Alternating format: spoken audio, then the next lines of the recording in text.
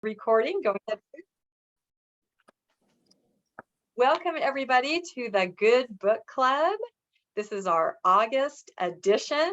We always start out every one of our meetings by reading our mission statement, and we're going to have Melinda read that today. All right. The Good Book Club was created to bring together nuanced Mormons, post-Mormons, and others with shared interest in Mormonism. We are introspective, critical thinkers seeking to learn, connect, and build relationships through the catalyst of literature. We welcome all who are searching for a safe space to share authentic thoughts, feelings, and ideas through open dialogue and shared experiences relative to Mormon culture. As we deconstruct previous beliefs, we encourage all to find happiness in the process of discovering new religious ideologies, spirituality, and life philosophies. Oh, thank you, Melinda. You'll know it's getting weird if I start making all of us repeat that. It'll never happen. Our first announcement, and I want to say that I'm going to throw all the announcements in the chat because it seems like there are so many. We're just going to make sure they're there in case you want to copy them. Believe it or not, this month is our 2-year birthday for the Good Book Club. On the 23rd of August 2020 was our first meeting, and I just want to say how happy and proud I am, and I love it that I can look around and see that a lot of our original members are still here and still with us, so that makes me really happy. So happy birthday, the Good Book Club. Let's keep on going. So on last week, we had a lazy learner on the Book of Abraham with Elder Igloo. It was an amazing discussion. We want to thank Elder Igloo. He did an incredible job. And if anybody would like the link to that, please just get a hold of me and I will share it with you. It's also shared on our Facebook page under our the Good Book Club library, but it was an amazing presentation. So please take a look if you weren't able to attend. And speaking of lazy learner, our next one coming up is going to be September 27th. Just kind of put that on your calendar in the back of your mind. And we're going to be talking with Liz Phillips, who is the granddaughter of Rulon Allred, who is the prophet of the Apostolic United Brethren. And he was actually murdered by the LeBarons in a very complex polygamist. There was a lot of stuff going on. Anyway, this is going to be absolutely amazing. So we'll give you more information about that, but put that on your calendars, the 27th of September, which is a Tuesday at 7 p.m.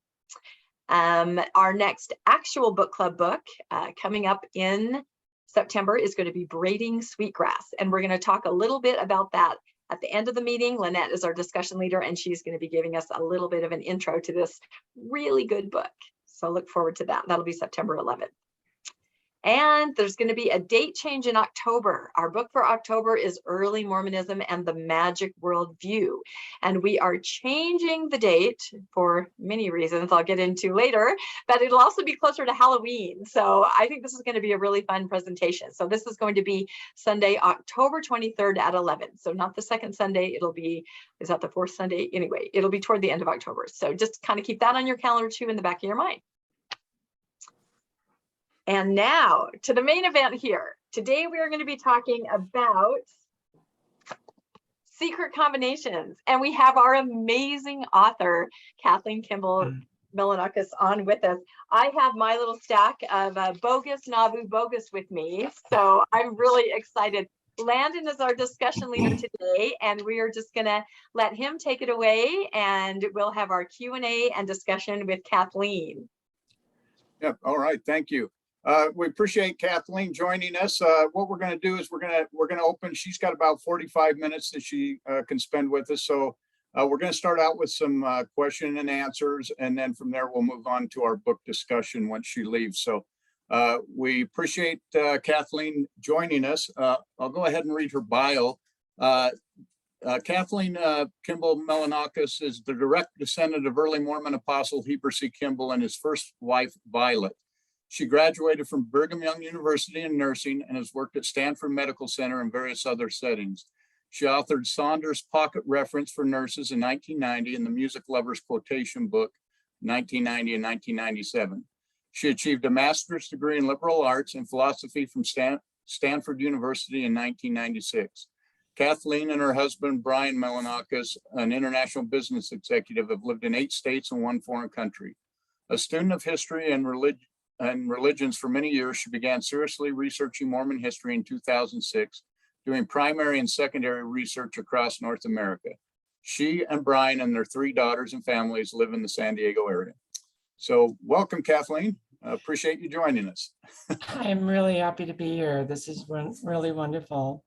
Great. I want to start out by asking, you left the church very at a very young age, I guess. You just barely had been married, I think, for a year or so, you said, when you left the church, or when you decided to leave? I've been out for a long time. For a long time. So what, your book is very in-depth into Mormon history and all the different things that happen along, with the Mormonism and the start of the church, early church. So what got you, after leaving the church, what got you interested or brought you back to the point that you studied enough to write a book? And then specifically, what got you into the counterfeiting side of things? That's a very unusual side to go to. Well, as you might imagine, it's quite a kind of a long story, my whole journey. And one thing I want to say before we even start is I really commend you all for your method of doing study. You leave your upbringing or your lifestyle, your belief system that you've had, that you've based your life on for so long, and then how do you find out what to go to, what is true, what do you base your life on now? And like Rebecca said, that you're reading religious history, your Mormon history, Bible history, humanities, science, history, philosophy, religion. This is one of the very best methods that we have to try to determine what we can rely on, what can be based, how do we base our lives now? What do we base it on? So yes, study. I've always been someone who loved words, loved history, loved philosophy. Well, from my early youth, I wanted to know what was wise, what was good to do, what was not good to do. So that's what I really wanted to know, if Mormonism was true or not, because that's what they said from the pulpit. You will know from the burning of your bosom, and it will manifest in your life, the good works, you'll be rewarded. So I believed that, and I really wanted to know. But from age 11 to age 20, I asked for what they said I would get: burning of the bosom, this wonderful feeling, didn't ever get it. And so that's why, and then different contradictions would come up in my mind. And one of the other things that you people do that I commend you for is studying psychology. Yeah, there are principles of mental health that are good for you, and there are those that just lead to mental confusion and a lack of mental health. So having contradictions in your mind is one thing that does not lead to mental health. So I have a long journey. I mean, I'm 68 years old by now, but I early on wanted to know what was wise, what was good to do, what was true. Well, especially because I experienced a lot of, things that were painful because they weren't true, so I've always studied. Anyway, that was the question. And I wanted to know history, religion, philosophy, science. I was a pretty good student, but I always was taught to think for myself, and my parents would discuss things, even though my mom was a pretty devout Mormon, but she still was she was a thinker. She read literature, she read stories, she knew Shakespeare, she had a degree, she graduated from college, and even though she was a mom of 5 kids, she was a pretty good thinker. So I had this long journey from when I left the church in my early 20s because of contradictions, because of a lack of getting the feeling. And because of my husband, we both decided to explore other things, so we had this period from age 20 to age 40 of really seeking things out and studying. I went to I went back to college. I went back to 8 different universities because we moved. But I had these questions in my mind, and I wanted to know what literature said. I wanted to know what all these great thinkers in the past had thought about these great questions, the best way to live and what the meaning of life is. So I studied for a long period, and then I in my 40s, after looking at all these different things, I was led by the evidence to take a second look at the Bible. Like, well, this is what so much of our civilization is built on. I want to know what's actually in it. And so I started looking at that.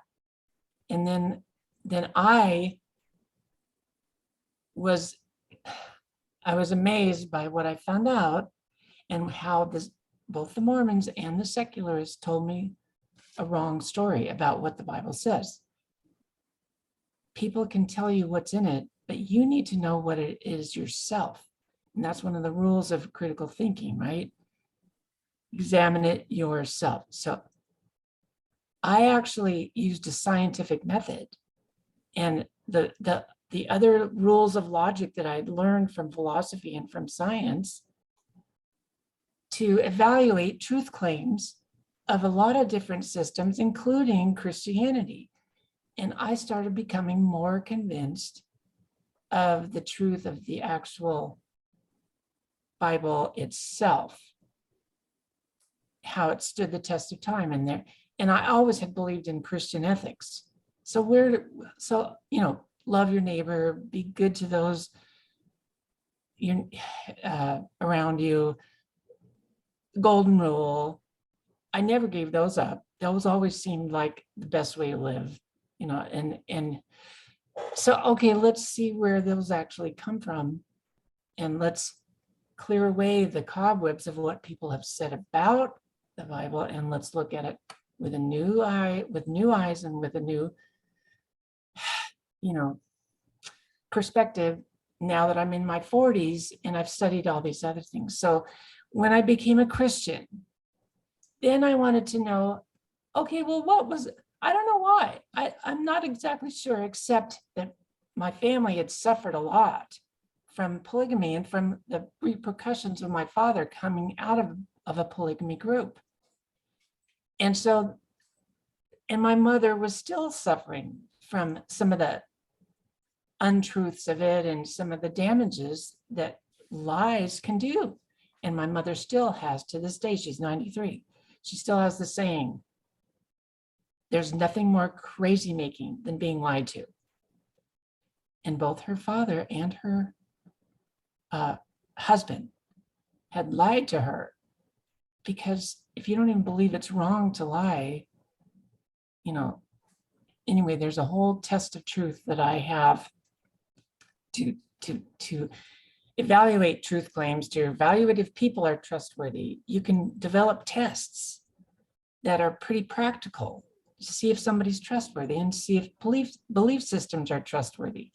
So anyway, then I became a Christian, and I wanted to know, well, what was the real story of polygamy? And how did Joseph ever come up with the idea that was from God? Because it really isn't. I mean, when you study it, and yes, it occurred in the Bible, but it was never commanded. It was never condoned. Things always went wrong with it. There was all these terrible repercussions when anybody ever practiced it, including David, including Solomon, including, there were always bad consequences from it. And the Lord even warned them against it and commanded against it. So I wanted to know the truth about that because I personally and my family had personally suffered from it. So I was curious and I started looking in about polygamy. And then I started reading about the church history. I mean, I have so much church history as a part of my library already. I had it, and I have an heirloom copy of the Journal of Discourses that I inherited from my father's side of the family. And so I just started reading and I was very curious. And I kept running into these references to counterfeiting. I said, and it was always a footnote or it was a side story. And I said, why is this occurring? Polygamy and counterfeiting seem to go together. They seem to be one of these recurring themes throughout Mormon history. When you really look at the primary documents, you start looking at not at what has been written about the Mormon history, about the church history, the history of the church by Joseph Smith. When you start actually looking at it itself, instead of what somebody else said about it, then it's a whole different story. And that's the best way to do history, is look at the primary documents that people wrote at the time, not what somebody else said they said. Same with, that was the lesson I learned about the Bible. Like, don't read what somebody else says it says, read it its actual self. So yeah, I started looking at the primary documents from the 19th century, newspapers, journals, the history of the church itself, what people said, the ex-Mormons that left, the exposés that they wrote, and I kept running into counterfeiting. And then I studied counterfeiting culture.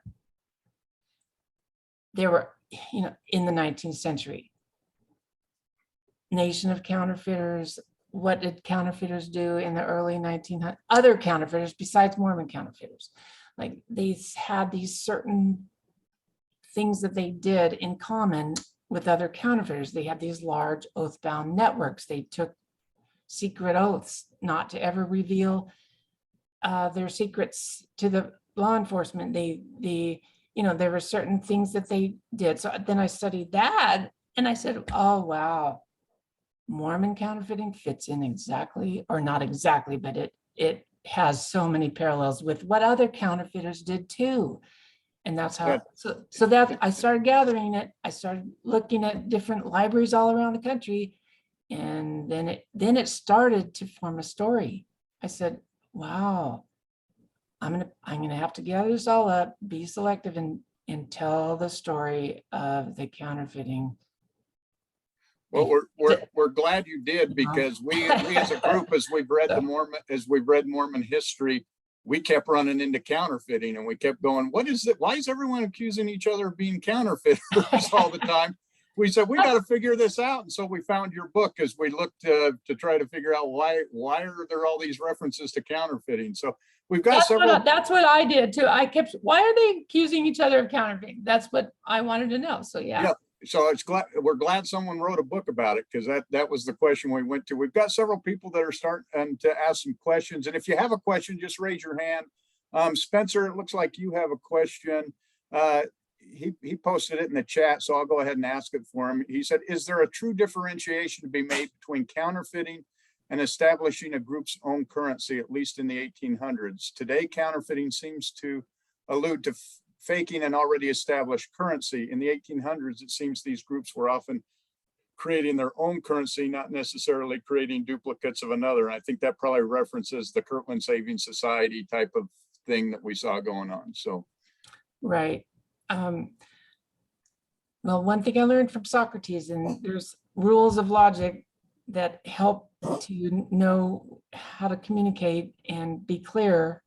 And one of them is define your terms. So when you say currency and when you say counterfeiting, what do you actually mean? And there is a definition of what counterfeiting is, according to Glaser. And he said, counterfeit is any illegal money. In other words, that there's a law against it. Usually governments want to control the currency, because whenever you have outside people creating money and creating their own system, it can wreak havoc on the economy. I mean, they've had that since the Romans, at least, where the Romans were in charge of the currency, stamping Caesar's picture on it. And if you know, it can, so in early America, the currency was a big issue. They debated it. Benjamin Franklin wrote pamphlets on it. They used different means of exchange. They used they used Spanish doubloons. They used the paper banknotes that different banks came up with, and it was not established very well, especially right after the Revolution. Like, what are we going to do about a currency? And there were different banks. There were government banks and there were independent banks, and it was all based on specie. And what is specie? Gold or silver that backs it up, that the bank was supposed to keep on hand. So if you had a bank note from a bank, you were supposed to be able to cash in that bank note at any time for gold or silver. Well, that's where the Kirtland Bank Society, Safety Society, what they did was highly illegal. I mean, they had no charter for the bank. They did not have the permission from the state to print their own currency and just, use it to use it for trade. They did have, well, I must say that Andrew Jackson was fighting the central bank at that time. Well, you've read some of this. I mean, he wanted to free up the banks so that there were individual banks that you had a contract with, and if they broke their contract, yes, the state would back up your contract with them. If they didn't have specie or they ripped you off, they gave you a banknote and they didn't have the gold to back it up, okay, then. But he wanted to have a decentralized system of banking. And Nicholas Biddle wanted to have the central bank for the United States. So that was the big battle that was going on right in 1837 with the Kirtland Safety Society. But Joseph and Hiram Smith decided to take advantage of that. that it was a little bit, but there were certain banks that had good reputations. There were certain banks that were run by the state, like the state of Missouri had a really good bank. The state of Ohio was a little looser, but there was different banks that you could rely on, and there were different wildcat banks, they called them, that you did not rely on. So yes, during the Kirtland Safety Society, it was a little bit in the state of transition, but there were good, reliable banks that you could rely on, and some of them did fail in the Panic of 1837. But you wanted to make sure that you did have a good bank. And the Kirtland Safety Society was not one of them. But there were different currencies, Can I ask you this regarding the Kirtland Safety Society? Can you name any other religion of the time? We went to the Church History Museum to look for some of the, you'd said the dies were there. We talked about that a little bit earlier. And the thing that they're not there now. Yeah, one of the things they said is that they said there were periods of time when the church needed to take control of their own financial well-being, and so started stuff like the Kirtland Safety Society, and then in Nauvoo they did some other ones. Can you name any other religion in the United States that printed their own currency and started their own banks? Was that a common thing to happen?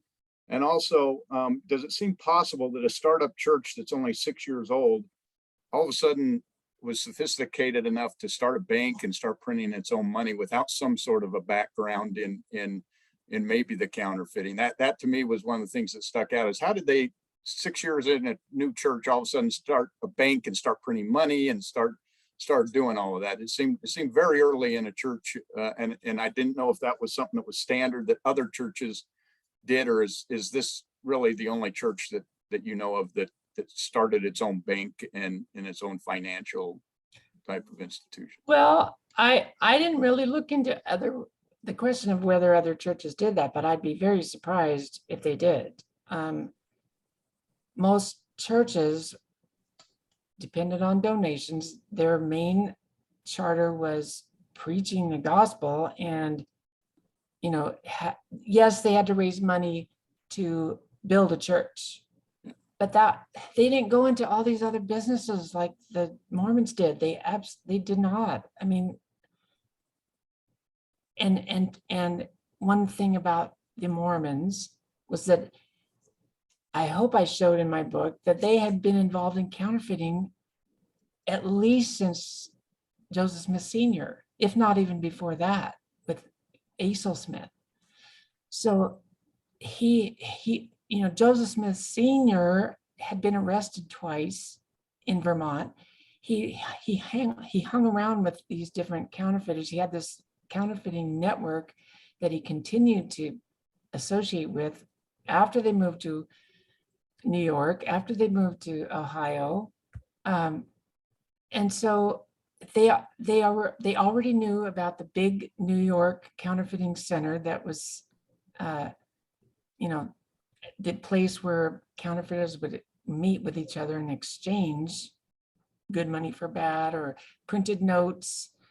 There were these different counterfeiting centers, and it was crazy because my great-great-grandfather was Heber C. Kimball, the very first one. So I go to look where he's buried. He's buried in Sheldon, Vermont, which is right on the border, across the border from one of the big counterfeiting centers in Canada.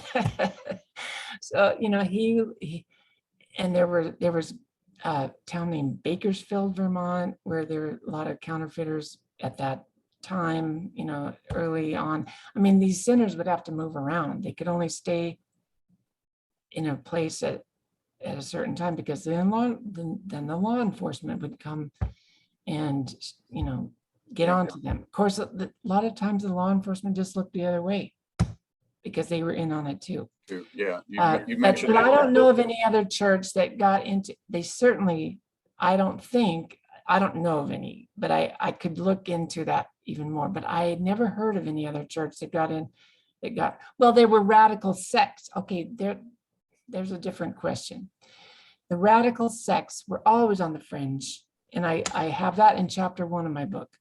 There were these people that called themselves prophets. They did not base their teachings on the Bible. They would pick and choose something from the Bible, and then they'd say that I'm a prophet and I am going to tell you what to do. I'm going to have a following. I'm going to lead you out into the frontier, and you must give obedience to me. But I am getting revelations from God, and I'm going to establish a society. Those groups were often connected with counterfeiting. So the radical groups were, but not churches per se, not mainstream churches, or what we right. Not that I know of. Even today, the church is much a financial institution and had its own banks. Well, I think they got rid of Zion's, but they, even to the modern day, they still have that. It looks like Bruce has a question. Bruce, do you want to go ahead? Yeah, I just had a quick question. So, like Joseph Smith Sr.'s involvement, was his involvement most likely, passing the counterfeit currency and not as like running a press? When I think of counterfeiting, I think, okay, they have a press, they have the plates, and they're in the manufacture, but the large groups that you talk about would have to have a lot of different people doing different things. Right. Do you think that the Smith family were, instead of printing press operators, more in the other sides of distributing and passing off counterfeits? or did you come across any specifics? Well, the thing about when I studied the counterfeiting culture is that these people that tended to be involved in them were involved in different ways of swindling people. They weren't just counterfeiters. They were, seeing with a seer stone and finding people's lost or stolen property by seeing through the magic stone. That was a way very common that counterfeiters got started. They would do that for a while. They'd learn how to read people. They'd learn how to get people to trust them, and then collect a fee for their supernatural powers. Stephen Burrows started out doing that for quite a while. Some other counterfeiters that I put in the book, but it was a common trick, and that's why there was a law against it, because people would want to find their lost or stolen property. But of course, the person doing that had already stolen the property and hid it, and then charged a fee for, quote, finding it with the seer stone, but counterfeiting money wasn't the only way that they would swindle people. They'd learn all these tricks of how to live without working, really. I mean, and that's why they called them disorderly persons. They wouldn't get a farm and work the farm. They wanted to travel around. They would quackery, having these healing potions that they would sell. That was another big way of swindling people. But then there were these big, large counterfeiting networks, and they got larger and more sophisticated as time went on. Now, when Joseph Smith, when his father, Smith Sr., he was involved with the Ransford Rogers group, and another, let's see, I can't remember his name now, but he was a big counterfeiter during the Revolutionary War. Apparently, you have to kind of piece it together, but he was there in the town where their headquarters was, and then, and Joseph Smith Sr. was part of the Wood Scrape group, and that was a group that used, quote, prophecy to make predictions of what people were supposed to do, and they use these other tricks of swindling people.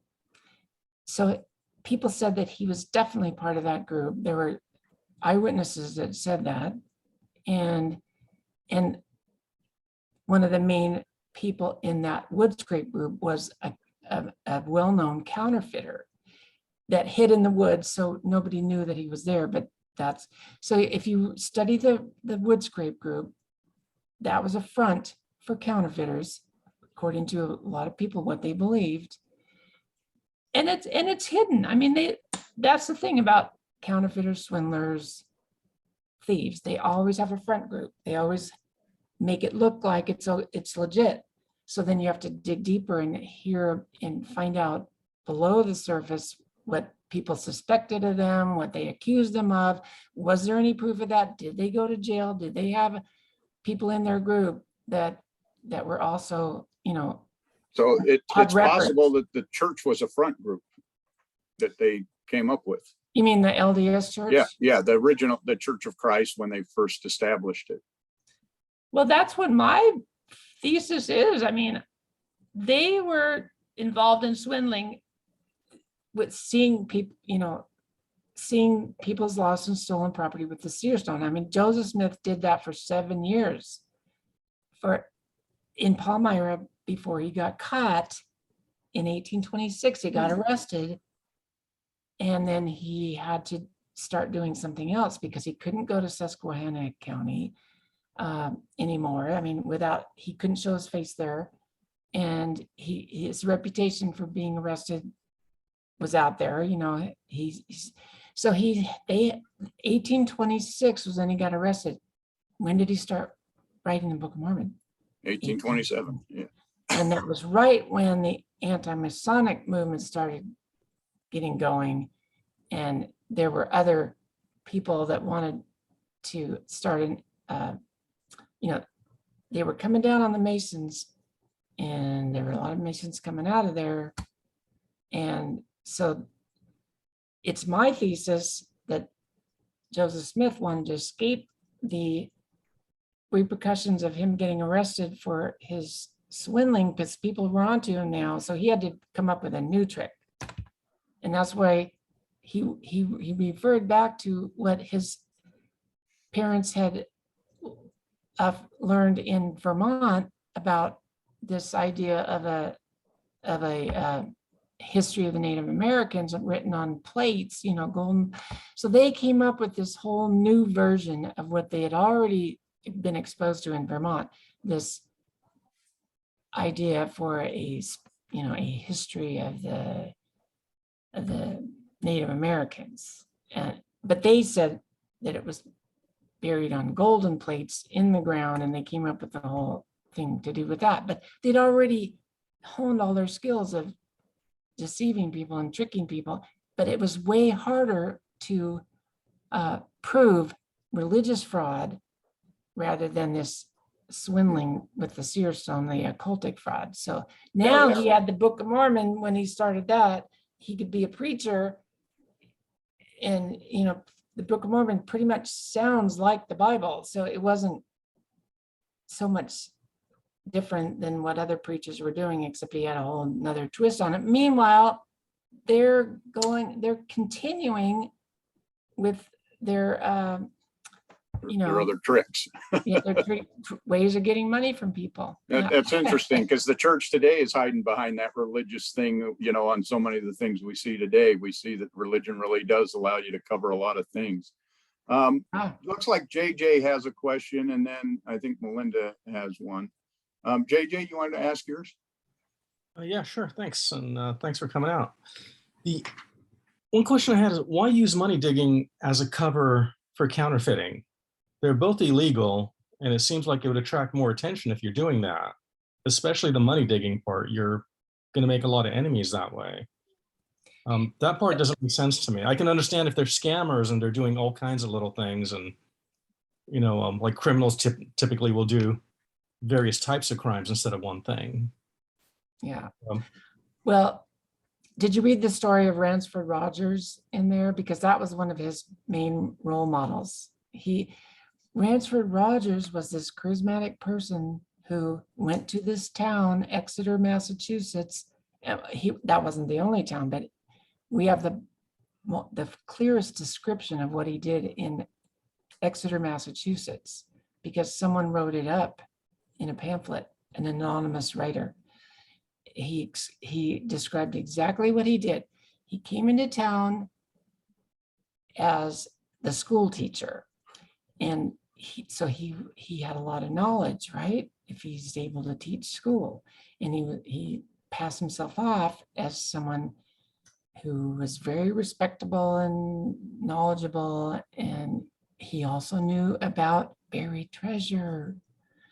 And so he got himself in the confidence of these local farmers in a small town in Exeter, Massachusetts. And remember, towns were much more isolated from each other. And, than we have the internet now.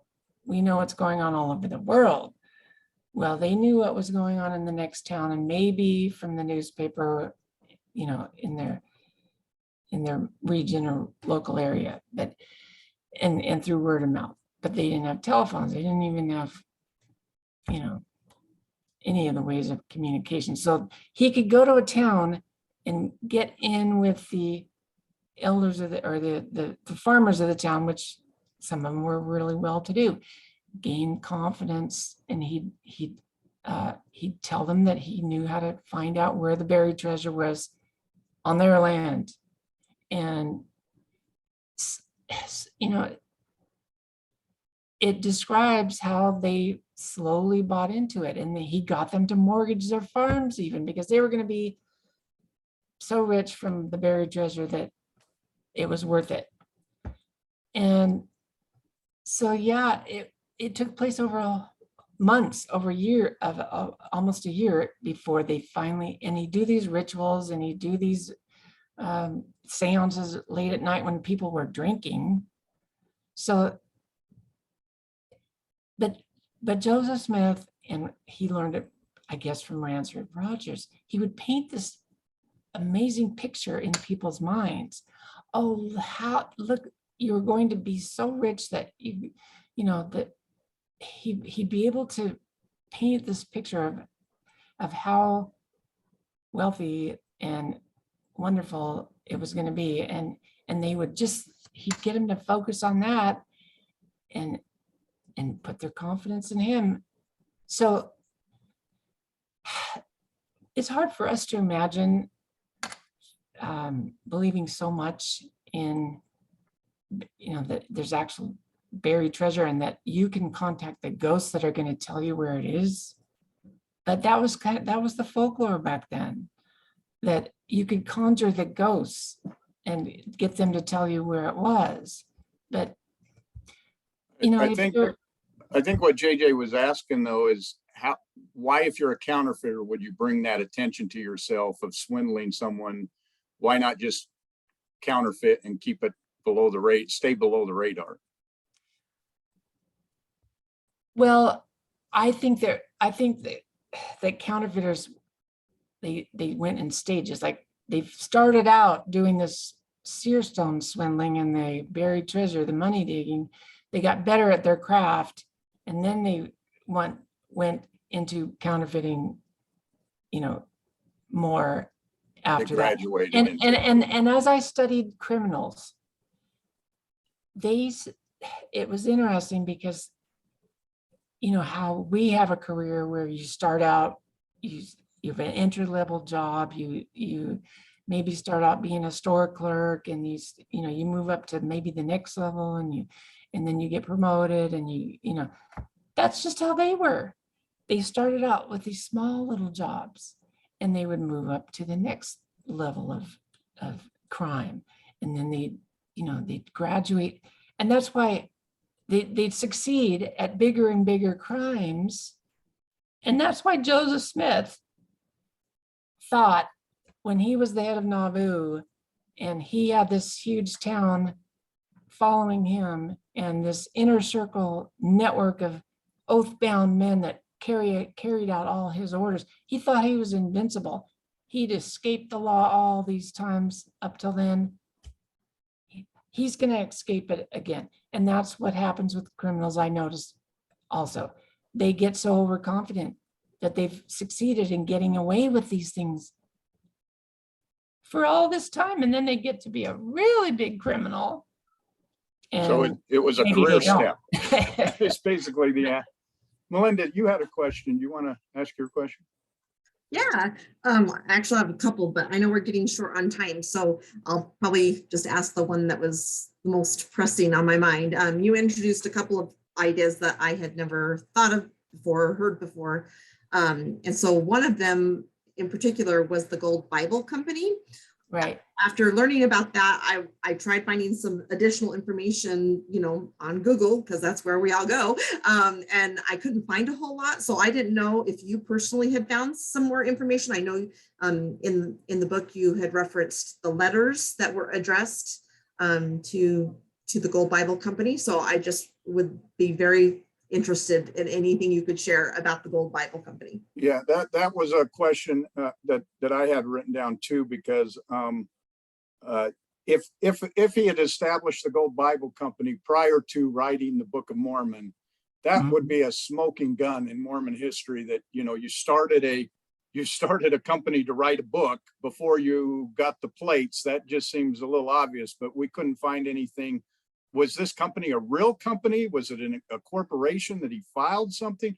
Or is it just a name you were using for the group that was putting this, that you alleged was putting it together? Well, as I recall, and I can stay till 11. Okay, so we got 9 more minutes. The source that I got about the Gold Bible Company was the book written by the 3 authors, including the descendant of Oliver Cowdery, Wayne Cowdery, Arthur Vanek, and now I'm not remembering the third person's name, but they wrote a big thick book called Who Really Wrote the Book of Mormon. Now, because it was Oliver Cowdery's descendant, he wanted to know the whole story of Mormonism like I did. And they put in a lot in there about the Cowderys and about things that they had dug up. And see, that's why I was able to do what I did, because there's so many others that have done so much research before me. You know, Dan Vogel with the Early Mormon documents, that was huge and such a helpful, and Sandra Tanner with all her primary documents.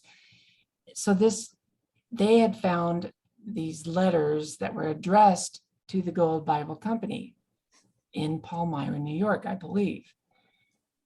At the post office, I believe.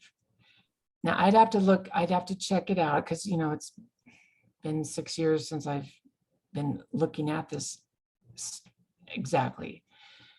But I got it from that source, and also from the Wesley Walters papers that are in the Covenant Seminary archives. Wesley Walters collected a lot of primary documents that I used as well, including arrest warrants for different people that were connected with the Smiths.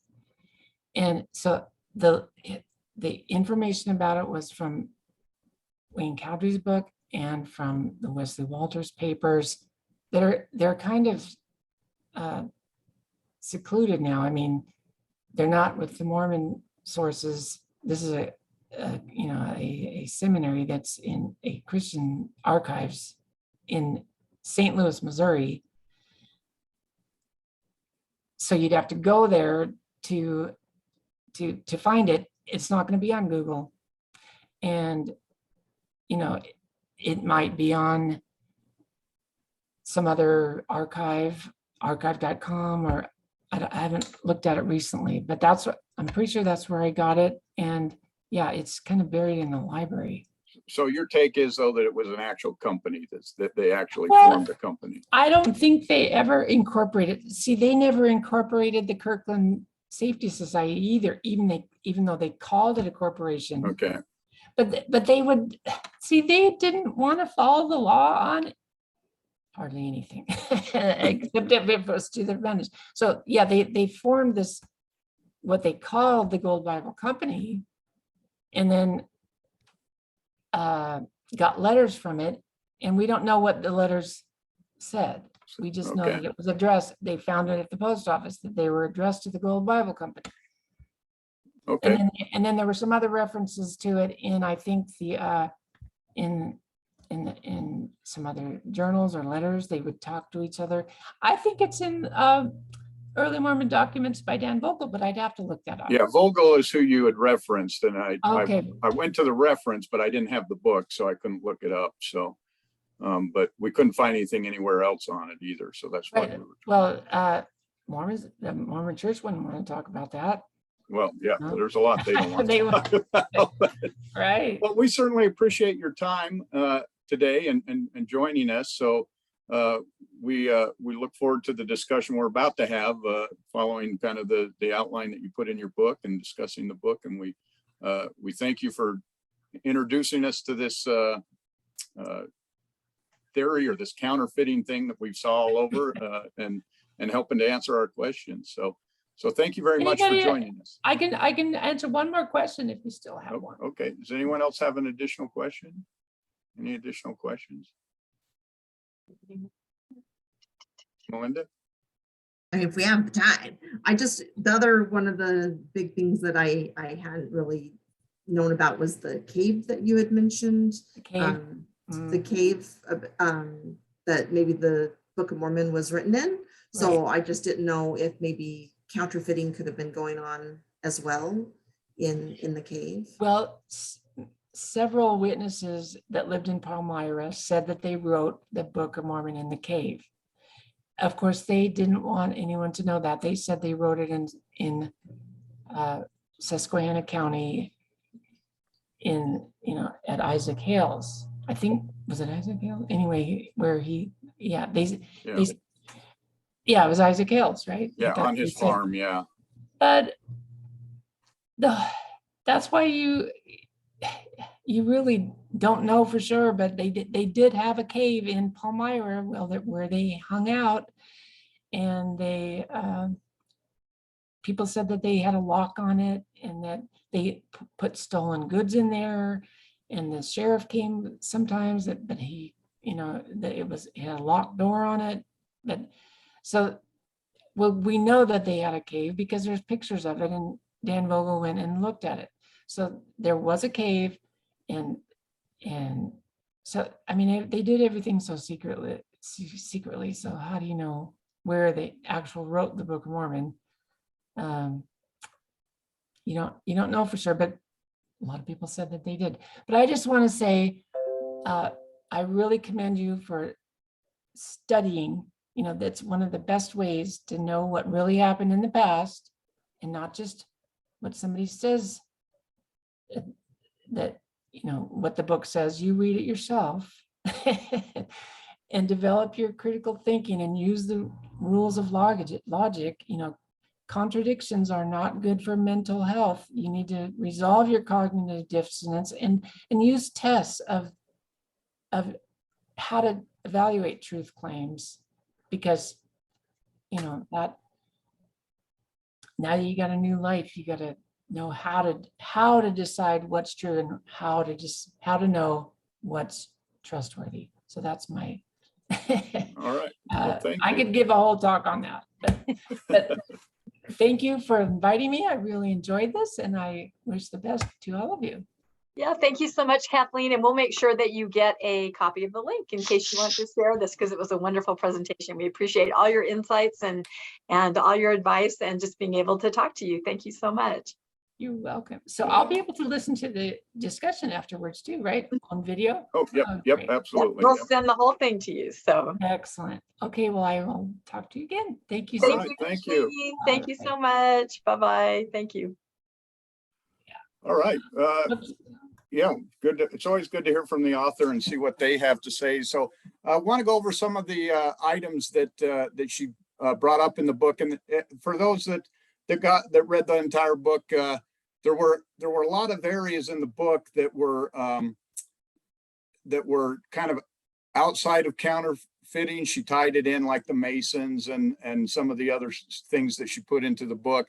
I wanted to try to focus just more on the counterfeiting claims and how that impacted the church and where that came from. But one of the things that I felt that she did really well in the book was she set up the religious setting and the economic setting of the time of Joseph Smith, which I felt was very helpful in understanding the argument that that they were involved in counterfeiting.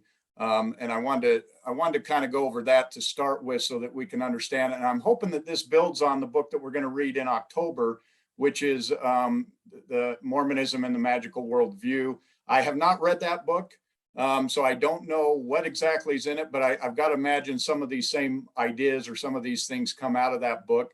And I think there'll be a good tie-in in the future. So one of the things she started out with, and I appreciate Luann pointing this out to me as well, was that she pointed to the religious setting of the time, and basically how in the Americas there was basically two groups that led to all the different religious groups, or that were kind of the founding of the two of all the religions that followed, and that was the Puritans and the Pilgrims.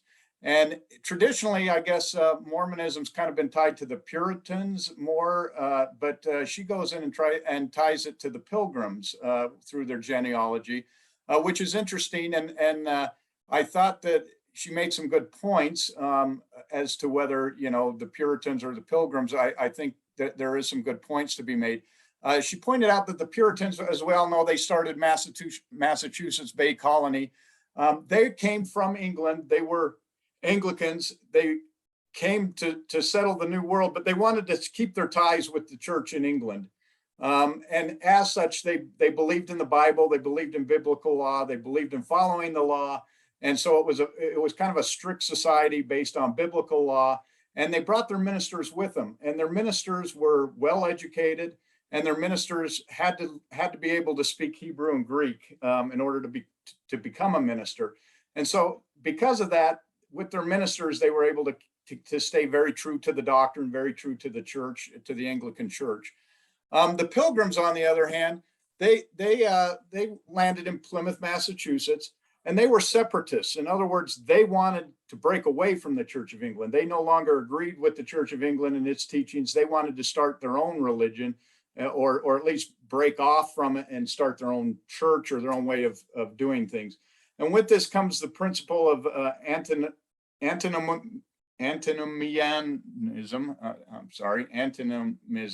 which means against law, personal revelation. So these guys didn't believe so much in following the word of the Bible as they did in receiving personal revelation for the Bible.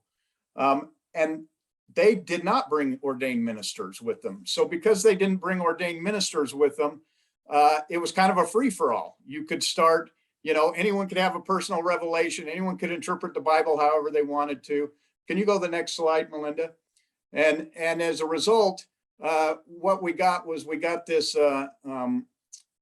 New World growth of this antinomianism, which allowed for growth of the occult and witchcraft. We saw that initially with the Salem witch trials.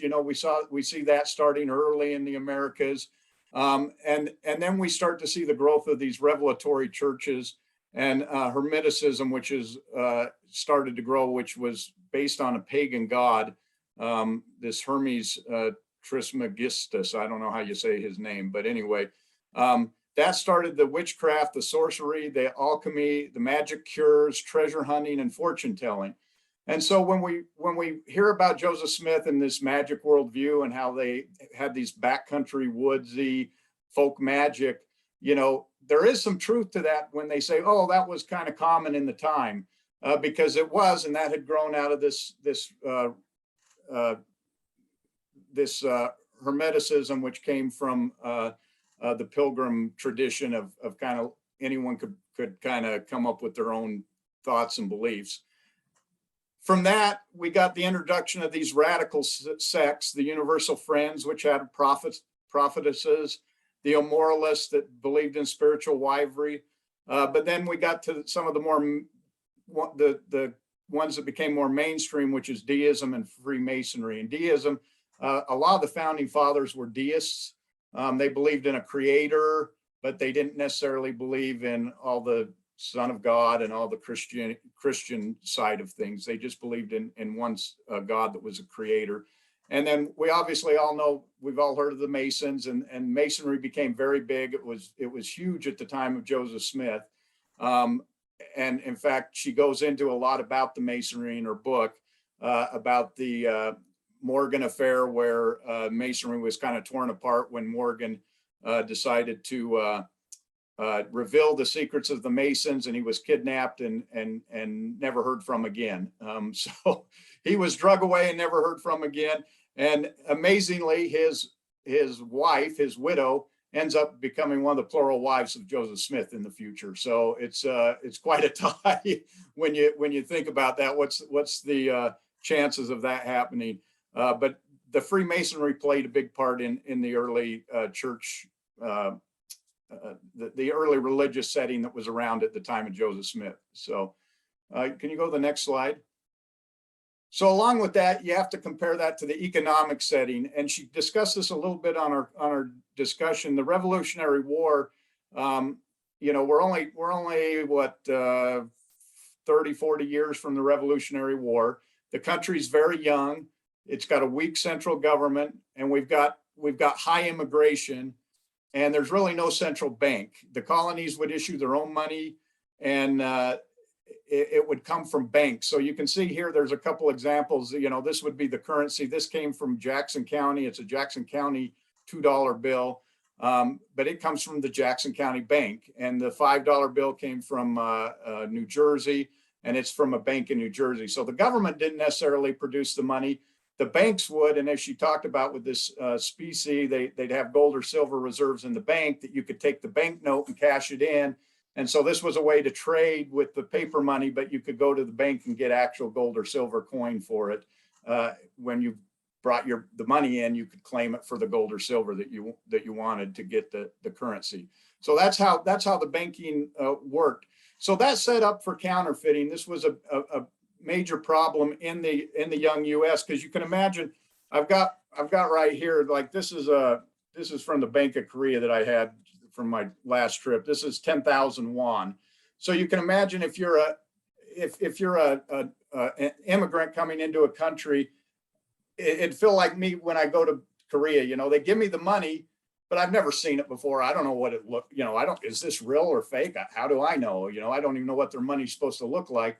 And when I go and buy things with it, I never know what its value's worth or anything like that because I'm not familiar with it. So it's very much that way with these immigrants. They're coming into a banking system they don't understand, a money system that they have to learn. And so it's easy to fool people.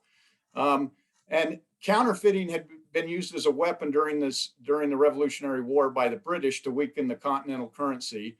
They flooded the market with these continental dollars that were counterfeit to make the money basically worthless and try to destroy the banking system of the colonies. And because of that, people were trained in it. They knew how to do it. And it also became widespread because it was easy to duplicate. There was weak law enforcement. There wasn't really an FBI or any of these groups that were set up to trace counterfeiters. Also, with America moving out, moving west, colonizing, they needed a portable currency. They couldn't carry all this gold and silver. That's heavy. So this paper money became a way of making it portable where you could cash in and get those needed things. And then the decline of the strict religious orders. One of the things the Puritans had done is because of the religious background, people tended to fall in line and be very rule and law oriented. But as these Pilgrim descendants that were more a free-for-all, they became less religious and they became more open to, you know, doing whatever they wanted. And that's what they began to do with the money. So as a result, you got these counterfeiting rings, which are very much like a crime syndicate today, or a drug cartel maybe. It wasn't just one person. It required whole networks of people. First, someone had to make the plate so that you could copy it and make the money. You had to have someone who operated the press, and the presses were quite expensive and you know, they were hard to move. So you had to find places to hide them and keep them. But then you also had someone had to distribute it. Once they make the money, you had to distribute it, and you couldn't keep it. You couldn't just put it in a small town. You know, America's a small towns.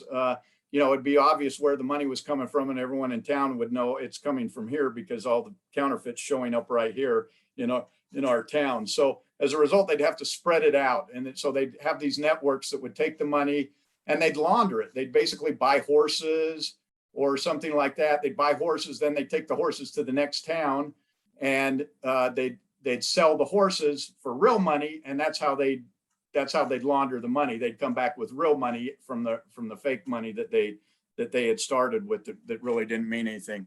And to keep this going, they had secret oaths and combinations that she talked about that the group would buy into, that so that they could recognize each other and that they were part of the cartel. And as a result of that, a lot of the families it would be a family business, kind of like the mob. You know, you're a family man, I guess. And so the families would intermarry and they'd kind of keep this in the family and make it a family business, and it would grow that way. So that is what she set up as the time period. That's what Joseph Smith grew up in. This is the time period he's growing up. This is the economic, the religious situation that made this possible so that the counterfeiting could be in. And I looked at several other sources, and counterfeiting was a problem. It wasn't just a problem with the saints, like that they were the first ones to do this. It was a problem all over the place. And so it would be just like if they were another drug cartel or something that just was moving in to compete. So Any comments on that or that part of the book as people read it? Did anyone see anything or read anything there that piqued their interest? All right, well, no question. We'll go ahead, Nancy.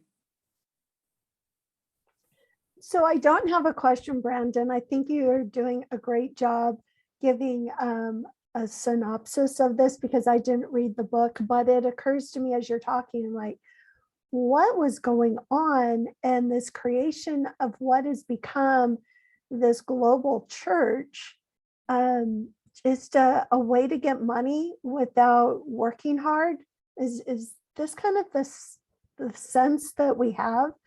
That's The motivation here?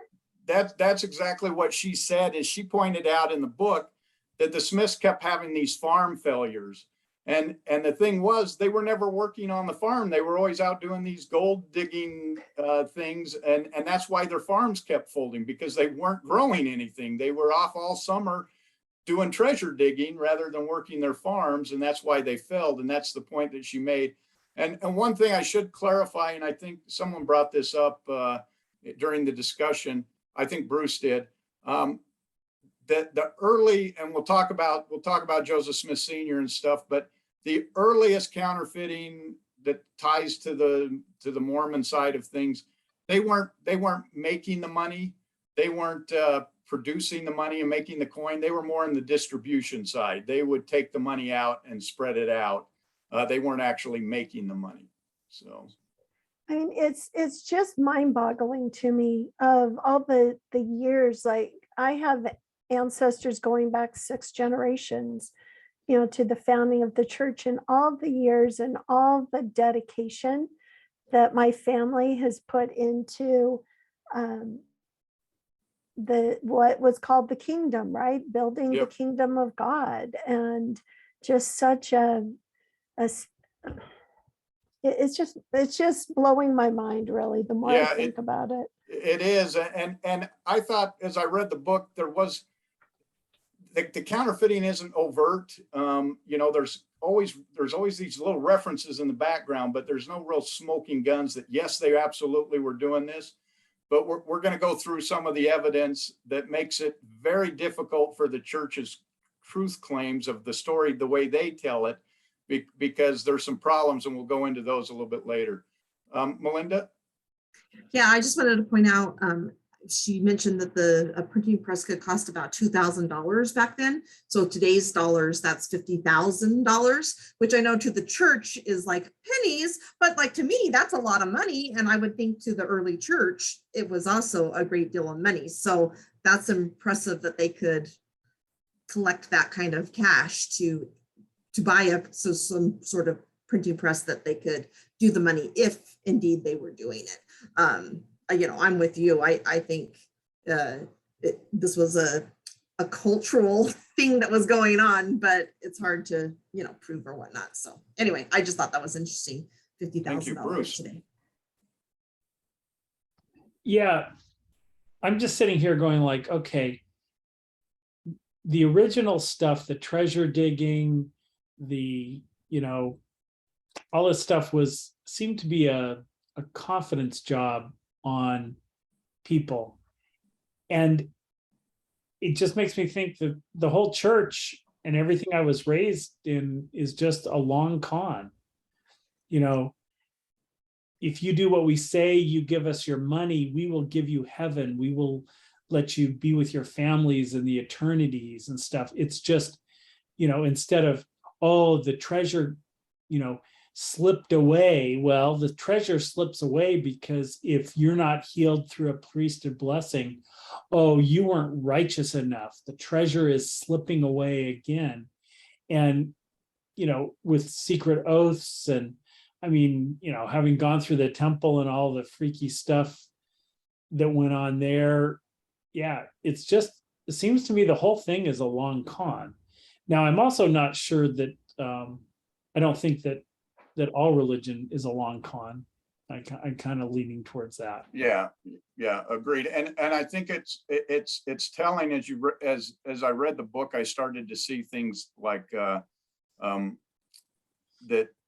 that the way that they would do things, things just started to kind of fall in place where you started to understand a little bit better, like the secret oaths and combinations. That was a big thing in Masonry, which was big at Joseph Smith's time. And it was a big thing in these counterfeiting rings that were big at his time. And then it sort of just happens to show up in the Book of Mormon, all about these secret oaths and combinations.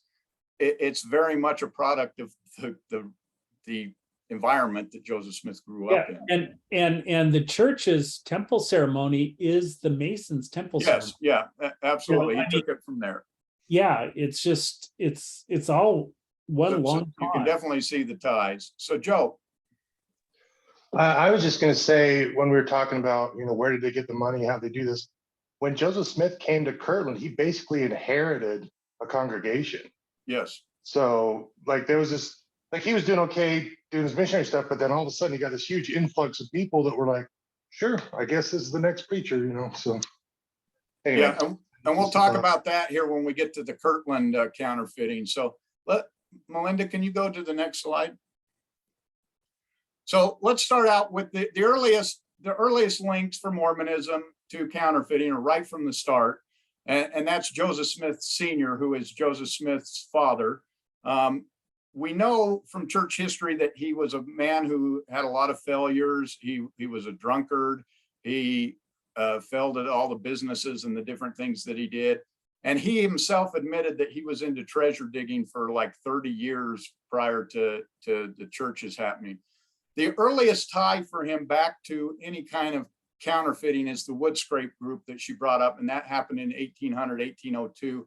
And this was a group, they called themselves the New Israelites. And although Joseph Smith Sr. is loosely connected to them, they can't directly say that he was involved. There's some evidence that points to the fact that he was possibly involved with this. We do know William Cowdery Jr., who is Oliver Cowdery's father, was very definitely involved with this. And it's likely that the Hell family and Porter Rockwell's family was also involved in this incident. And when you understand what the New Israelites are, it again points very much to the church. They were described as a curious band of rodsmen and counterfeiters. So rodsman was the divining rods, and we know that Oliver Cowdery was known as an expert with the rod. They even changed the Doctrine and Covenants. They now call it the rod of Aaron, but there was that revelation that said you have this power with the rod. So he was part of this treasure digging, treasure finding group as well that used a rod instead of a seer stone, but they all had their various methods, their superpowers for how they were going to find these magic treasures. It was led by a man named Nathaniel Wood in Vermont, and they declared themselves modern Israelites. They practiced a strict dietary code. They displayed spiritual gifts and made prophecies. And they even began to build a temple, but it was soon abandoned. They didn't have the money to do it. They practiced polygamy. Does this sound familiar to anyone? Where might some of these ideas have come from? Rebecca. I wasn't trying to interrupt your list there, but I've been fascinated with wood scrape for a really long time. If you guys have not looked into this, this is absolutely amazing. But I was going to say, and I don't have the source for this, so take it with a grain of salt, but I did read that a lot of the members of the wood scrape in Vermont on the US Census within 10 years, then most of them relocated to where the saints were. So the theory is that a lot of the early wood scrape just sort of naturally gravitated, and those are the original and early members of the church based on their migration in the census. So that is fascinating, right there. She points that out in the book. These very families, the Smiths, the Cowderys, the Hell family, and the Porter Rockwell family were all in that Vermont area, in that Vermont town. Smith was, they're having a hard time saying that Smith was definitely there, but the others were there, and then they all end up in Palmyra, New York a couple of years later. So they seem to move together to there. And that all happened because Wood said that there was a destroying angel that was going to come destroy the earth. And he predicted, he did the problem that prophets do to themselves. He gave a date. And so everyone was all panicked and worried that it was going to happen. And the state had to call the militia out and disperse the crowd. and there was kind of some riots and stuff that went on with it, and that's why it's called the wood scrape, because of the militia having to fight with them. But after that, obviously Destroying Angel didn't appear, and the group tended to fall apart, and they all moved away. But one of the things that they were known for is they harbored a reputed counterfeiter. His name's Justice Winchell.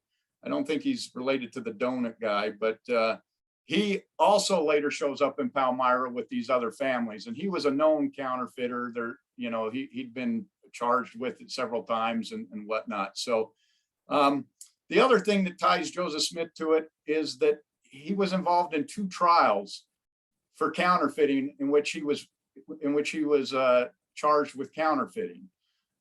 It was very difficult back then to prove counterfeiting, because just because you had some money, counterfeit money, it was pretty common, the counterfeiting. So if you had some money that was counterfeit, it could have been that you were just duped. So it was very hard to prove that you were a counterfeiter.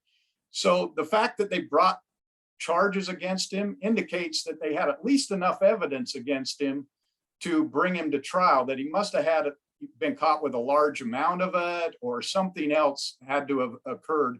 The records got burned up in a courthouse fire, and so we don't have a lot of history behind what happened. But one of the judges in the trial later wrote this. He said, Joseph Smith Sr. was at times engaged in hunting for Captain Kidd's buried treasure, and he also became implicated with one Jack Downing in counterfeiting money, but turned state's evidence and escaped the penalty. So it appears that what happened is this Benaiah Wood, you can see the 2 were both against Benaiah Wood. He ended up going to jail and went to prison for like 2 years and was punished for the counterfeiting. It appears that Joseph Smith Sr. may have turned as a witness against him and told what happened, and that's why Benaiah Woodward got convicted and Joseph Smith Sr. did not. But regardless, he was definitely involved in a trial related to counterfeiting, even though he wasn't specifically charged or he wasn't specifically ever convicted of counterfeiting. So that's kind of the background when you start hearing about this. So let's go to the timeline then of how this ties in with the church. And this is, to me, this is very telling. 1818 to 1820 is probably the time period that Joseph begins treasure digging. He was probably involved from a very early age because his dad was involved with it. But that's kind of the first time we've got any kind of indication that he was, different people said that he was treasure digging. 1820, he receives the first vision, although nobody has ever heard of it prior to 1832.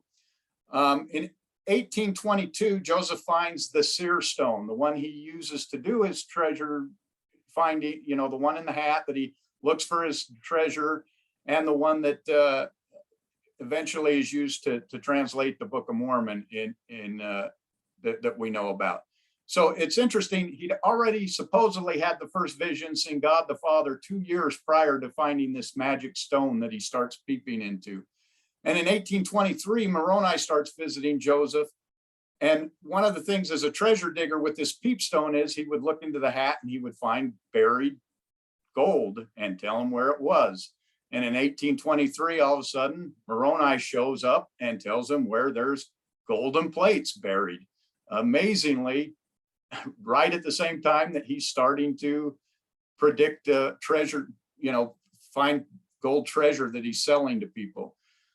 They went and they took some big money. One of the guys they took $6,000 from that he invested in the treasure digging, which, like Melinda said, that's 50,000 was 2,000. So you're looking at, they took several $100,000 from him. Now that had to be split among the different people digging the holes and whatever that they did and that. But as a result, he actually was brought to trial. And in 1826, he was convicted of being a disorderly person and an imposter. And they actually have the affidavit where he signed that he was guilty. And basically they gave him a conviction that get out of town and we won't throw you in jail or do anything to you. You just leave town and you never come back.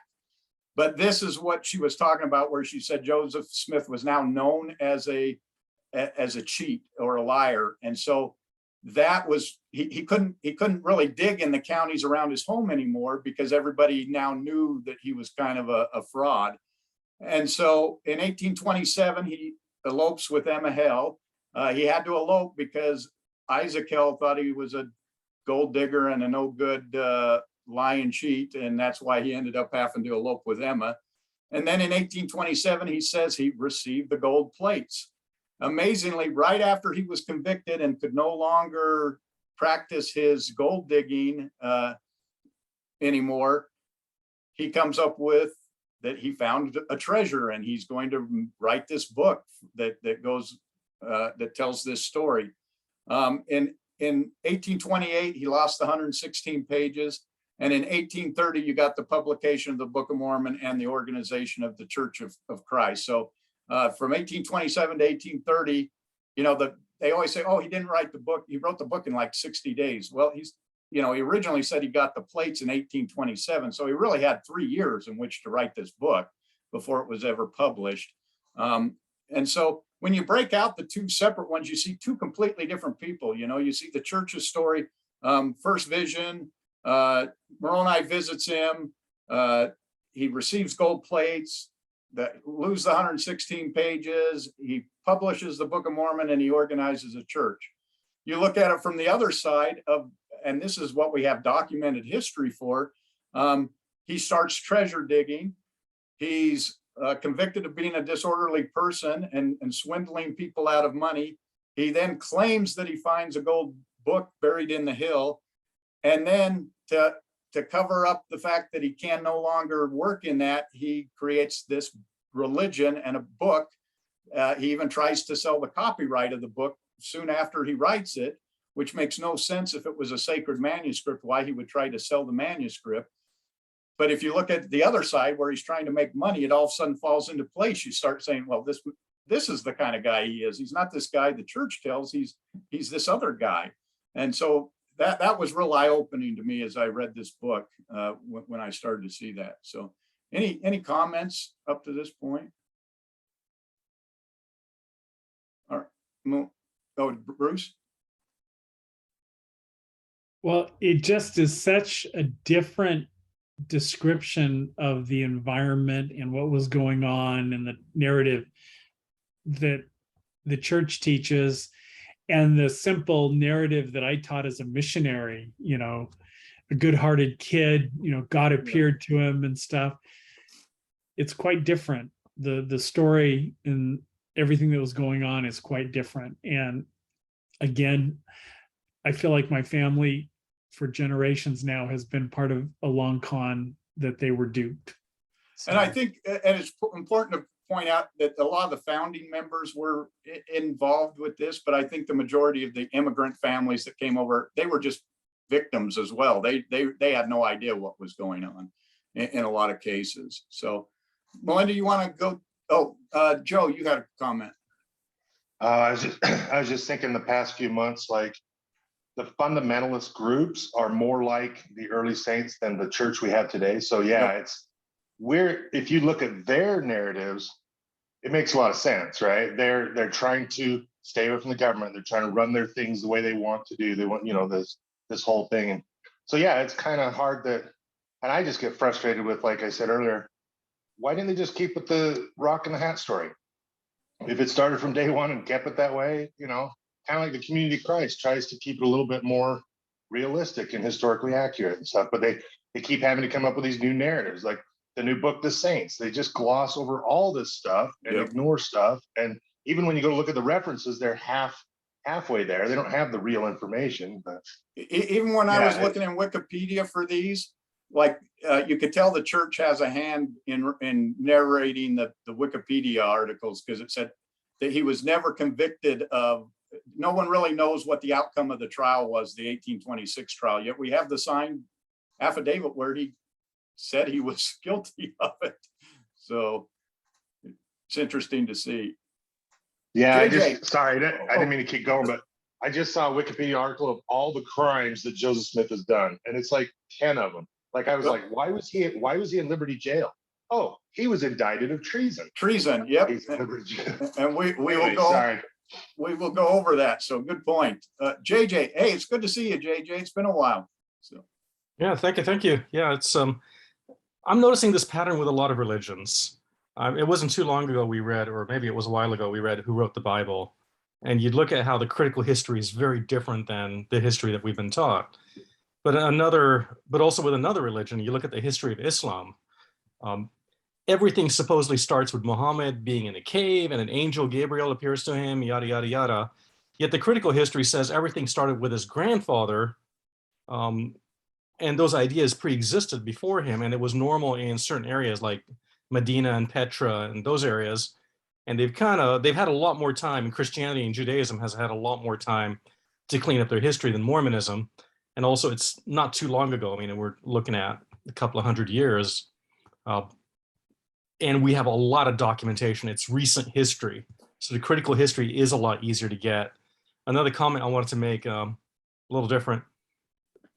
There are certain books. I remember when I was a practicing Mormon, you'd go to Deseret Book or you'd hear a conference talk, you'd always hear a same set of names, and it's a very particular history.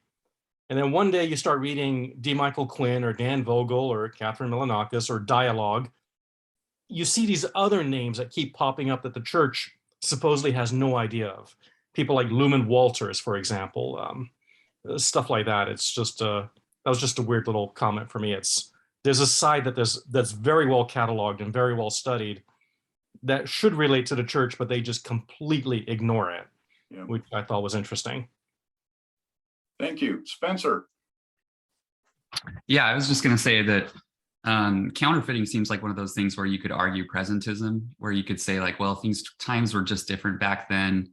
And that's kind of where I went at first. But oftentimes it's the critics that are accused of engaging in presentism. But honestly, it makes a little bit more sense if we actually think about the contextual surroundings of the church's founding. So I actually don't have a huge problem with the counterfeiting idea back in the 1800s, given how prevalent it was, given that they were starting to create new societies, new cities on the frontier, trying to create their own currency. It's not as though I don't think it was immoral or something that God would have approved of, but it makes sense to me when I think of it from the lens of history. So it's really odd to me that I think the church is the one that's engaging in presentism. They're the ones that are whitewashing the history and casting the current lens of whether counterfeiting would be right or wrong onto the 1800s. And this is where I think it gets into trouble, is that, I think if it would just tell the true story, they wouldn't get into these kind of issues. And I think counterfeiting is the perfect example of that. I don't really find it very surprising. I think you could kind of argue that it was just part of their milieu, right? That it was just part of growing up in that area, that they had these behaviors associated with them. So that was just my thought, that I think that it's weird that I think it's the church that is actually engaging in the presentism, at least in this, and that I don't actually have that big of a problem with the counterfeiting argument. I appreciate that. It certainly helped open my eyes to the prevalence. Nowadays counterfeiting is such a extreme. It hardly ever happens. But when you understand that it was more prevalent, you understand that it's more possible that this was going on. Bruce. Yeah, this also brings to mind the current kind of continual affinity fraud in Utah. When I was in college at BYU, right in the early 1980s, there was a conference that BYU held, and I recall there were some students there, but it was mostly outside business people, and they were warning about affinity fraud and Ponzi schemes and stuff. And my roommate was contacted to be involved in one on diamonds, and it was because he was let's see, we're getting feedback. Yeah, it was a diamond scam, and my roommate was from South Africa, and I can remember these guys kept calling our apartment trying to get my roommate to work for them, because he was like, I don't know, on the rugby team, and he was from South Africa and stuff. But the same kind of thing, this affinity fraud, you talk somebody into a good story, and they mortgage their houses and stuff. This goes on in Utah constantly. So we haven't gotten very far from that whole concept and culture a couple hundred years later. Okay, Rebecca. Yeah, I was just going to go back to what Spencer had said. I agree with that. That is a very interesting way to think about it. But I also feel it's prevalent, everyone's doing it, but shouldn't a church be better?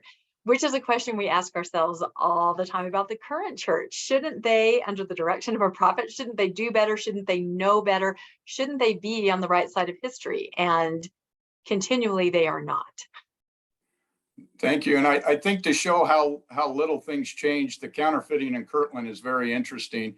So the church, the church didn't grow that much until Oliver Cowdery was heading to Missouri to kind of on missionary work, and he heads through Ohio and he meets Sidney Rigdon, and he's able to convert Sidney Rigdon in that congregation, like I think Bruce said, and he inherited this congregation. And so the church decides to move its headquarters kind of into Ohio. Luann, did you have a comment? Well, just the nature of the counterfeiting, if I picked it up right, I only read the summary, so I may be missing things that you all know.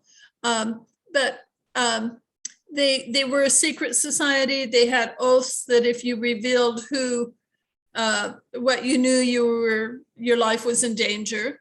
And then you go to the Book of Mormon, where it illustrates with the Gadiantum robbers that that's such an evil practice to have these oaths. And then you go to the temple, and you're making the oaths, and the Council of the 50 and other things that Joseph was doing. There were always these oaths. And I go, what's up?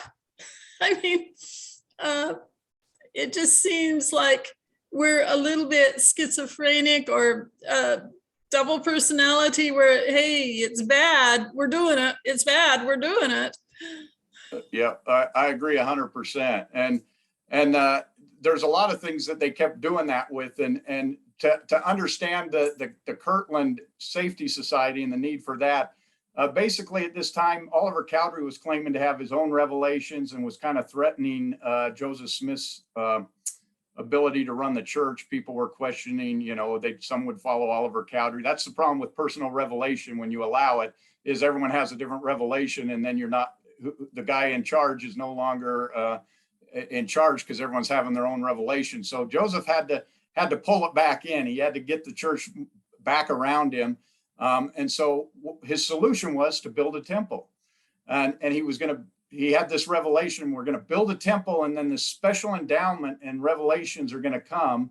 And if we remember from some of the other books we read, they were all waiting for this special endowment to come that never really came.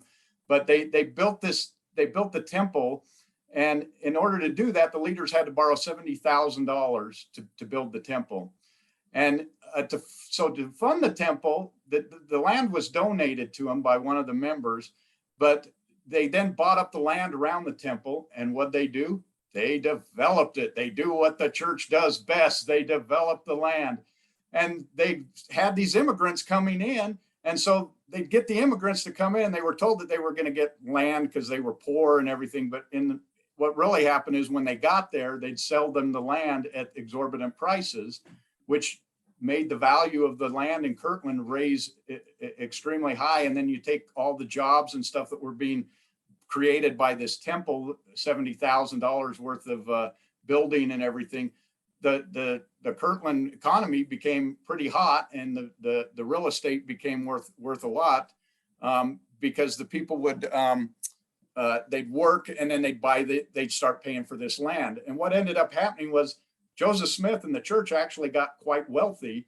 In fact, they said they were probably worth $100,000 to $200,000 in land value, but they had no liquid assets. They couldn't pay their debts because they had to convert that land value into liquid assets. And the only way they could do that, they decided, was let's create a bank, and we'll create our own money, and then we can use our value to help fund our society, I guess you'd say, the Kirtland area. So they came up with this idea to create a bank. And they sent off, I think it was Oliver Cowdery, to go get the plates that you make to make the money. And that's quite expensive. So he went off to get the plates, and I think it was Sidney Rigdon they sent off to the Ohio legislature and asked them for a charter to start a bank. Well, they got the plates, but they didn't get the charter. The Ohio said, no, there's too many wildcat banks. The banks are failing. We're not going to charter you. The church today says it was anti-Mormonism, but the reality was everyone who applied for a charter for a bank got turned down except for one bank in Ohio. So it was just that they didn't have the correct capacity to do it. So what the church decided to do is they said, well, okay, if we can't start a bank, we've already got these plates, we're going to create an anti-bank. And so we're not a bank, we're an anti-bank. And they started selling stocks for this anti-bank because they had no charter. They weren't legal, they weren't incorporated. And so they printed banknotes that they said that they'd honor, and they created this bank, but it was really an anti-bank. It looked like a bank, it acted like a bank, but it wasn't a real bank. And they sold the stock, they capitalized it at $4 million, which is an exorbitant amount for back in those times, but they only had reserves of $20,000. In other words, they passed out notes of $4 million worth of notes, but they only had $20,000 in specie to give out when people came to claim those notes. As a result, the bank only lasted 1 month, and in 1837, they had to announce that the money they wouldn't give any money on banknotes anymore. They wouldn't honor the banknotes, and so the church says anti-Mormons pressure led to the collapse of the bank. And what really happened was the debtors or the creditors that they'd given all these banknotes to found out that they really didn't have the money, and they made a run on the bank, which made the bank collapse. And that's the anti-Mormons, were the people who were cashing in the banknotes that had really no value. Bruce. Yeah, I was just looking up here. In some of the Mormon podcasts and stuff, they refer to Turley, the church historian, that says that there was no, they haven't seen such a great an apostasy since Kirtland. And the apostasy at Kirtland, I believe, was caused by this bank fraud and failure. And that caused everybody to leave. Well, now the internet has caused the revelation of the other fraud and failure and the greatest apostasy since the Kirtland time. And as I recall, also Turley was one of the family names in the early history. He was in this book a lot. So yes, appreciate that. Yeah, it's just wild.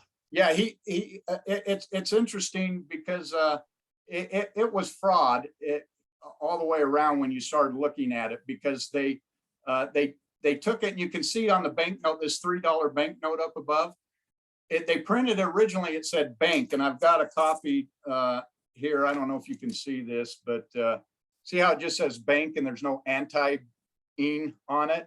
This is some of the currency that Rebecca bought.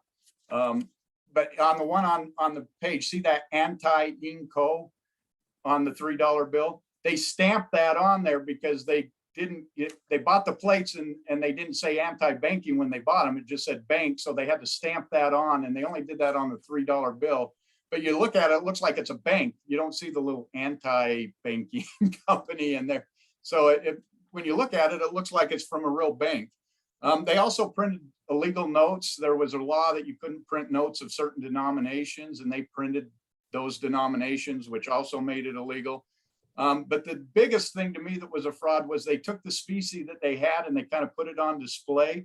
They had these trays and they filled it with sand, and then they just put the thing on the top. So it looked like they had a lot of money in the bank, but it was really just the coin sitting on top of these trays to make it look like they had more money than they had.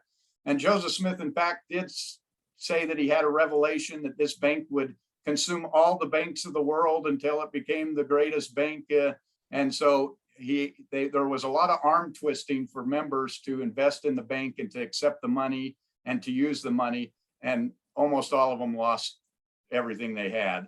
And that is what caused the apostasy that you said for so many people to, they said that he didn't have 20 friends in all of Kirtland after this bank debacle. And so if you go to the next slide,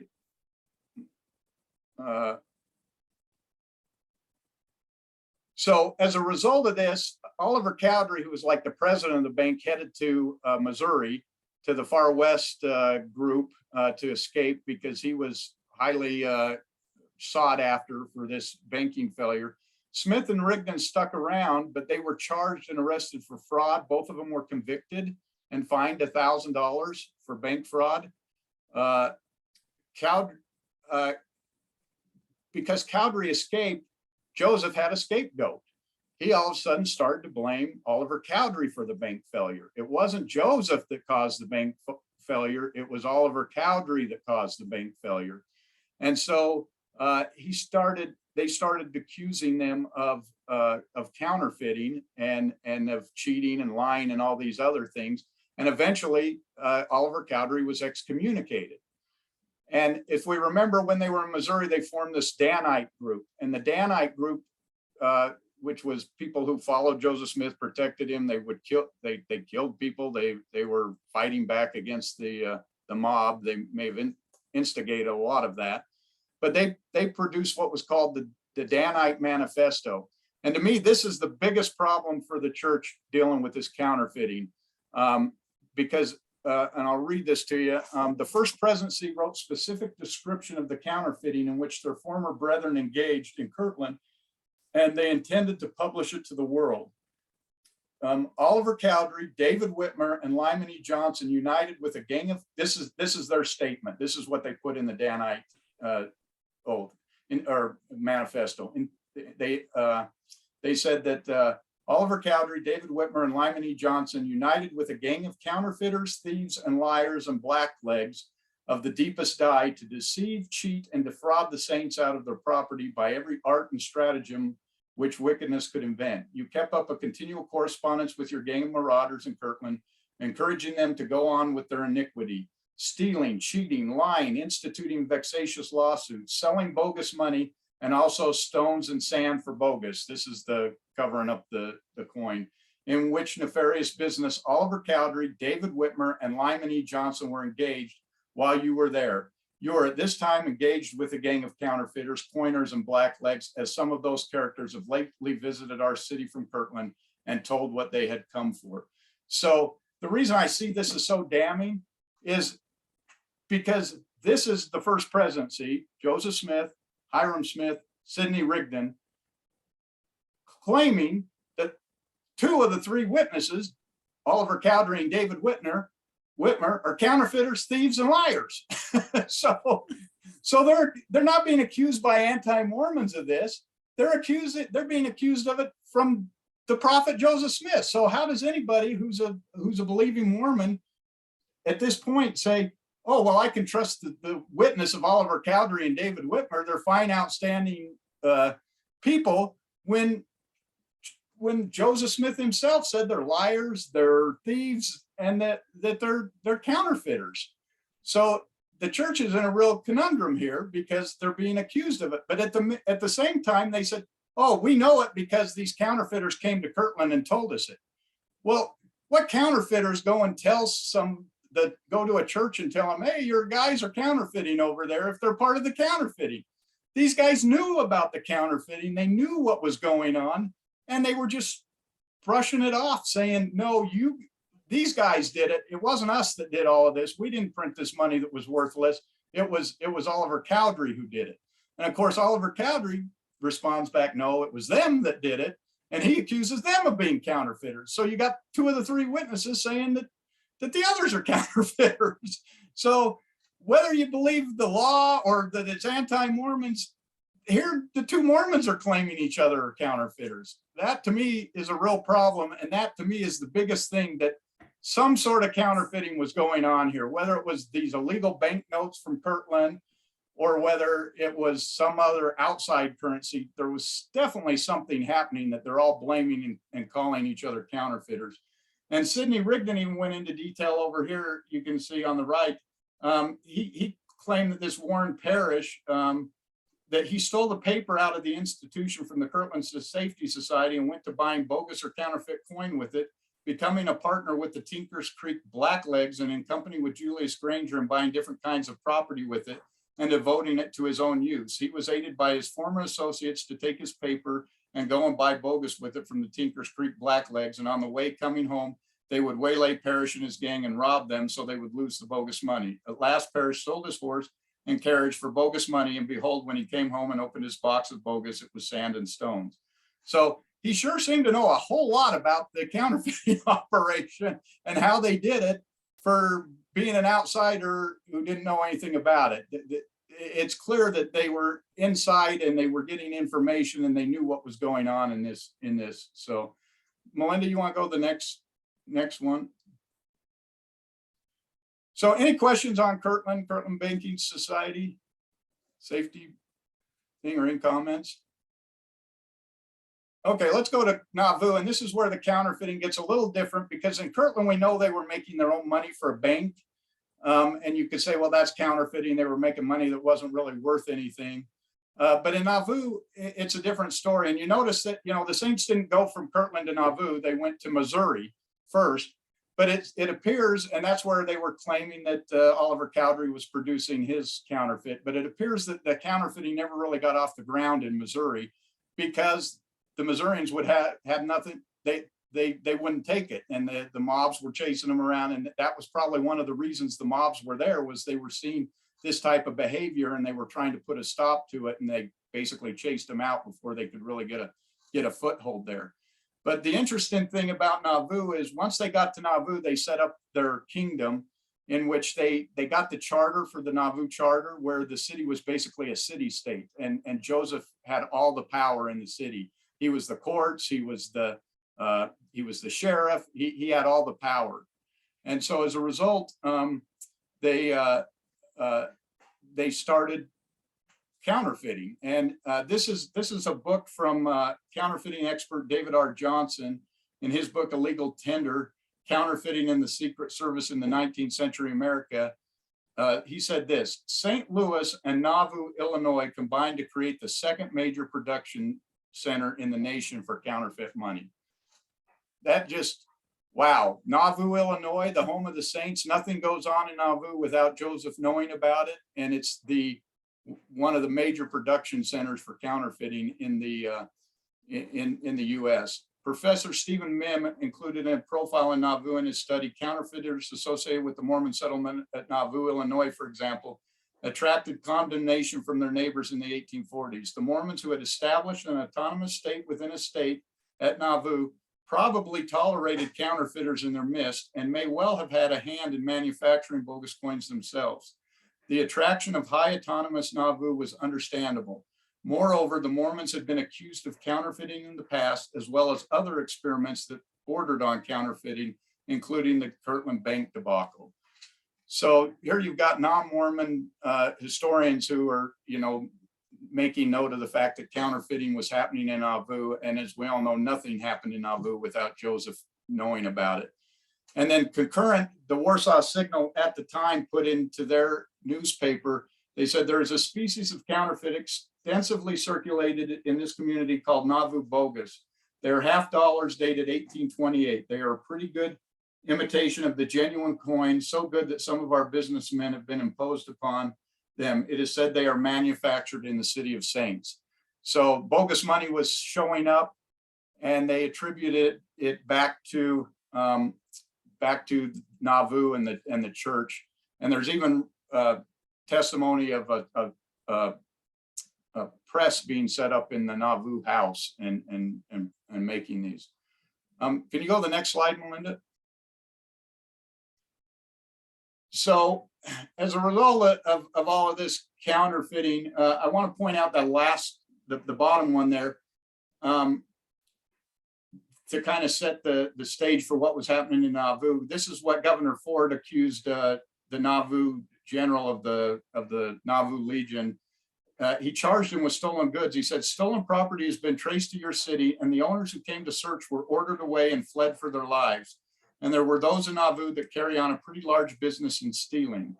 Ford said he suspected murders had been ordered by some of the Mormon leaders. He strongly threatened that if the depredations did not cease, the surrounding counties will take up the, I can't read what that says, sword maybe or something, and you may be driven despite the dead of winter.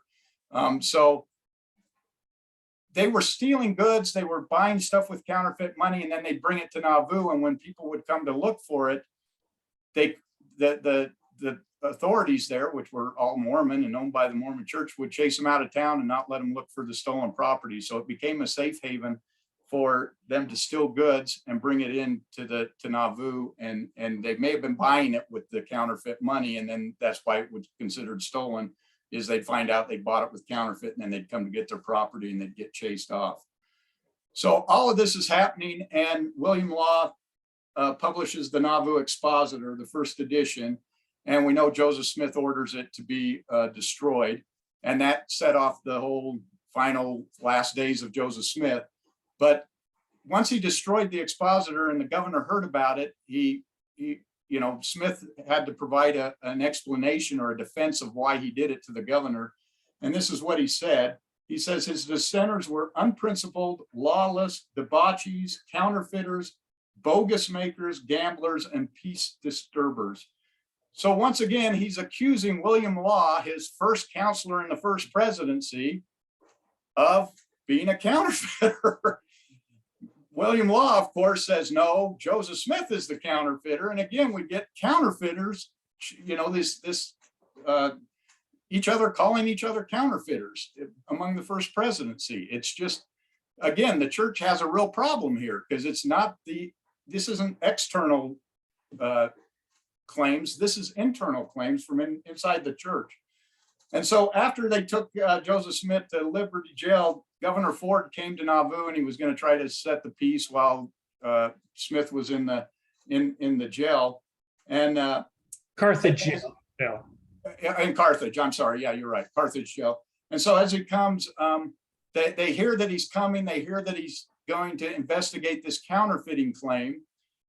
And John Taylor writes in his book that he hides the type, the stereo plates, and most of the valuable things he's removed from the printing office. This is the church printing office. And he disguised himself so as to not be known and crossed the river to escape to Canada when word came that Governor Ford was coming to Nauvoo to investigate. Now that raises the question, why do you hide the type and the stereotypes if it's not counterfeiting goods? I mean, if you're just printing church publications, why do you need to hide it? And why do you have to sneak off to Canada for producing church publications? There's a lot of evidence that you can't tie directly to the counterfeiters and say this absolutely happened, but there's so much going on, and it's being said so many times that it's hard to dismiss it as anything that something was definitely happening here. And the fact that it was the biggest counterfeiting center, and they even had a name, Nauvoo Bogus, for fake money, tells you that they were very much involved with this. Melinda, can you go to the next slide? So here's the biggest thing that most members don't know. At the time, just after the martyrdom of Joseph Smith, William Smith, who is Joseph Smith's brother, he was an apostle and the patriarch of the church at the time, publishes that Brigham Young and the 12 were thieves, murderers, and counterfeiters. This starts an investigation from the federal authorities, and the law enforcement came and attempted to arrest Brigham Young and John Taylor for counterfeiting, but they couldn't get into Nauvoo because the Nauvoo Legion is a third the size of the entire United States Army at the time. So they just didn't have enough forces to go in and arrest them. And so they ended up going to a grand jury and giving them the evidence, and the grand jury indicts Brigham Young and many of the Quorum of the 12 on counterfeiting charges. And so in order to arrest them, they plead for help from the federal government to send federal troops to go and arrest Brigham Young. And Samuel Brannan is in Washington and sends word that this is going to happen. So Brigham Young learns that this is going to happen. And so he's got to get out of the country before these federal troops come and arrest him. And so this picture that you see here where the saints leave Nauvoo in the dead of winter, and we all hear they cross the frozen Mississippi River, and the children that died on the other side through the harsh winter and everything. The reason they left in the middle of the winter was because of counterfeiting. That Brigham Young was indicted for counterfeiting, and federal troops were coming to arrest him. And that's why they left in the dead of winter and left Nauvoo behind. And you never hear that story in the church as to why they left in the dead of winter. So I thought that was one of the saddest stories, to think of the children that died and the people that died and suffered because of their counterfeiting that was going on. You want to go to the next slide? Utah, when they got to Utah, I'm over time. I'm going to try to wrap this up real fast then. When they got to Utah, after they fled from Nauvoo, the first thing that Young did was he set up a mint. And the question is, where'd they get the things to produce a mint and make a mint? They took it with them. They had it from Nauvoo. But the people were coming back from the California gold rush, and they were bringing back the gold to Salt Lake. And so they started minting these coins. They were gold coins, but soon people found that the assay office tested the coins, and they were only 80%. They only had 80% of the gold in them that they were supposed to have. So in other words, they were putting less gold in them and making them worth a value, which is basically counterfeiting. They made it worth 20% more than it was worth. Also, there's record that to finance the Utah war, Brigham Young planned to put $500,000 in forged checks into circulation. When it was discovered, and officials at Camp Floyd attempted to arrest him, but as we learned from Mountain Meadows, Brigham Young had complete political control of the system, and they were never able to get any kind of conviction. There was a Mormon named Myron Brewer who turned state's evidence against Brigham Young. And during a preliminary hearing, he was shot dead in the middle of the night in Utah. So just, just kind of shows you that there was definitely this underground mob almost influence that was happening.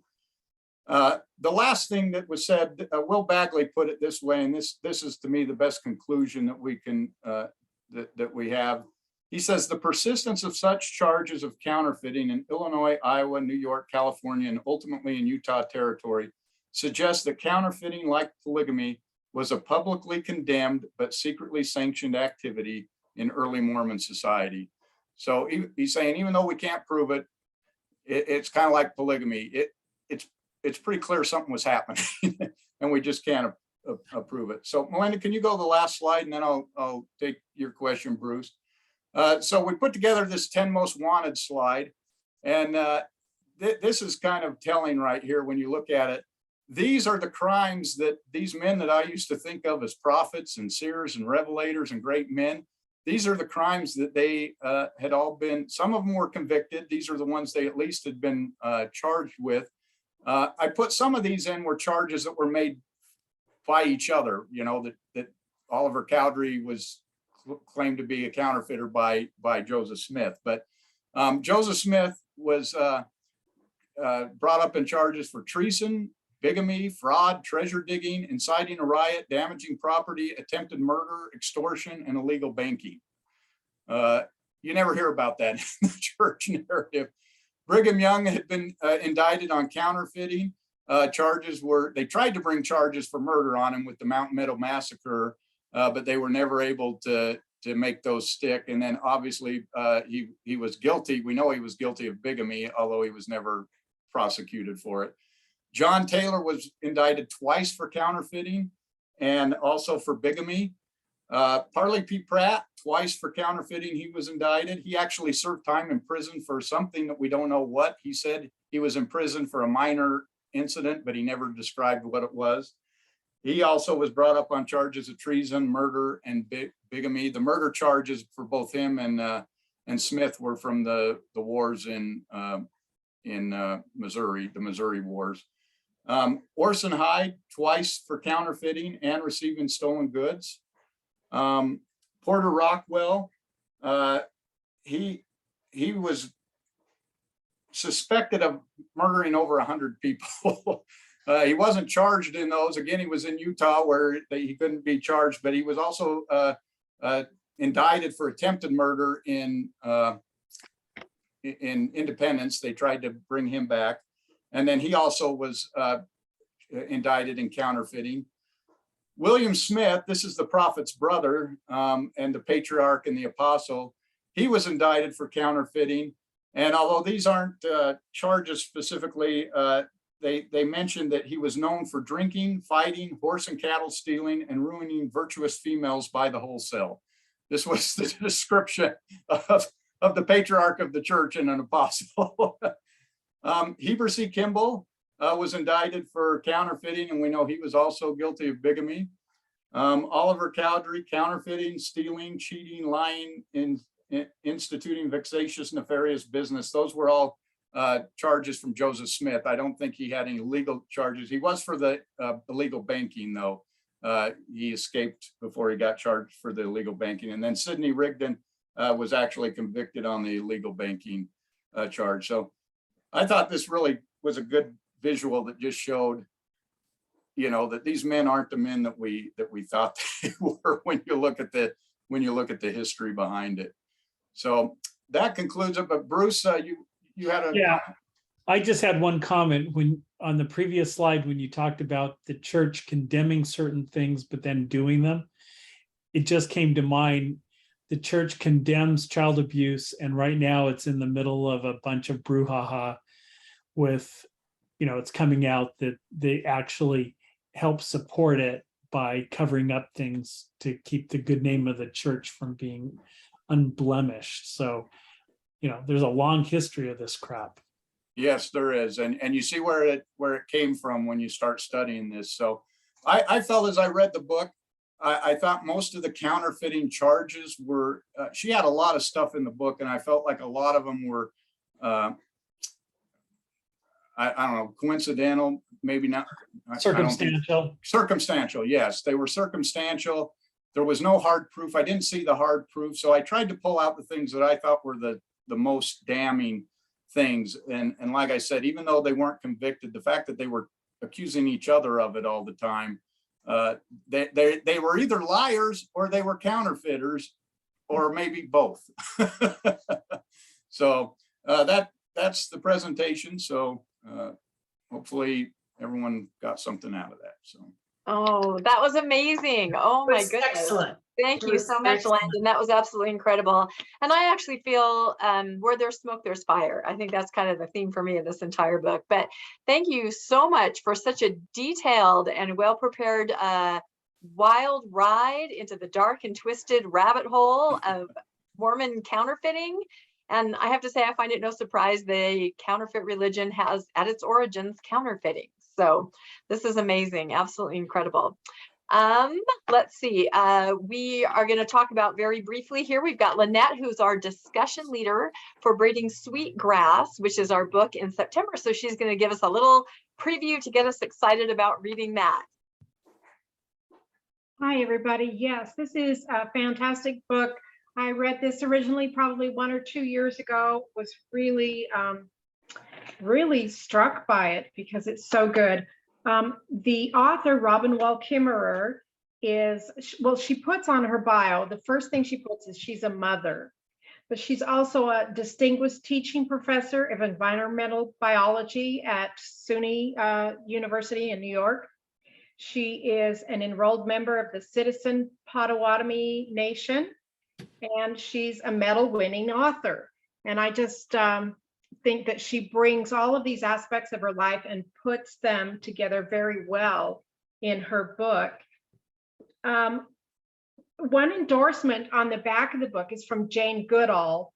Let me just read what she says.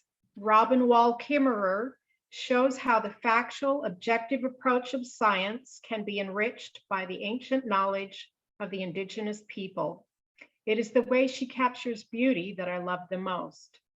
The images of giant cedars and wild strawberries and a meadow of fragrant sweetgrass will stay with you long after you read the last page. And that's the way I felt about this book. I had been thinking about it for months after I read it. And so I was excited when it was a choice on the list for us for this year.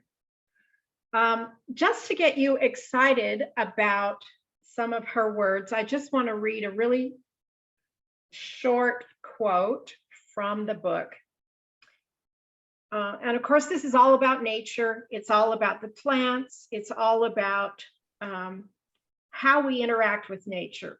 And she says, I come here to listen, to nestle in the curve of the roots of a soft hollow of pine needles, to lean my bones against the column of white pine, to turn off the voice in my head until I can hear the voices outside of it. The wordless being of others in which we are never alone. After the drumbeat of my mother's heart, this was my first language. I could spend a whole day listening and a whole night. And in the morning, without my hearing it, there might be a mushroom that was not there the night before, creamy white, pushed up from the pine needle duff, out of darkness to light, still glistening with the fluid of its passage. And that's just one little tiny portion. As I've been going through this book again, writing down notes, I think, oh, we could have a really great discussion on this chapter. And then I get to the next chapter and I think, oh, wow, we could have a great discussion on this chapter too. And so it's going to be hard for me to narrow it down and make it short enough. But one thing I wanted to mention was that I think in preparation for this discussion for next month, if you could take the time to spend some concentrated time in nature, to put aside all of your daily cares and your technology and just sit with nature for a while, I think that would really bring us all to a point where we can have a fantastic discussion about this book. So I'm looking forward to it. Thank you. Oh, thank you so much, Lynette. I love that. That's my favorite part of book club, is that every month you literally just live in a different world. We're leaving the world of counterfeiting and going to the world of nature. So, whew. No, we're very excited for this book. If you're not a member of the book club and would like to be, here is how you can contact us. You can send me an email at thegoodbookclub@mail.com. You can find us on Facebook, Instagram. I'm making an attempt at TikTok. If you know any Zoomers, send them to me to help, because I'm not very good at it. Anyway, just find us. We'd love to get our information out to you and have you be a part of us. If you do use our email, for some reason, my emails back to you sometimes go to spam. So check your junk mail and mark that it's okay that I communicate with you. So that ends our official book club and the recording portion. However, we always stay on for a little bit afterwards. We call it our mix and mingle, meet and greet, and we just kind of hang out and talk. So if you would like to remain on for that, please